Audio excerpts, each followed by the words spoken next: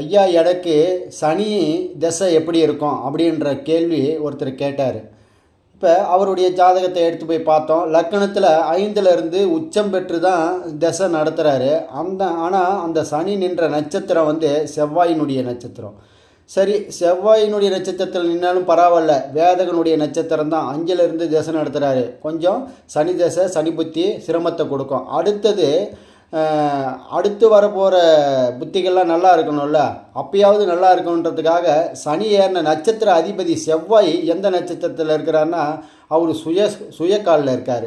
ஆக மொத்தத்தில் சனிக்கு செவ்வாய் வேதகன், சனி வேதகனுடைய சாரத்தில் இருக்குது. அப்போ சனி நின்ற நட்சத்திர அதிபதியாவது வேறு சாரத்தில் இருந்தார்னா அவருடைய பலன்கள் மாறுபட்டு நடக்கும் அப்படின்னு பார்த்தா சனியே செவ்வாய் சாரம், செவ்வாய் சுயசாரம். அப்போ அந்த சனி தேசம் முழுவதும் இவருக்கு போராட்டம், சிக்கல், மிக கடுமையான வாழ்க்கையை கொடுக்க போகுதுன்றத தெளிவாக எடுத்து சொல்லுது.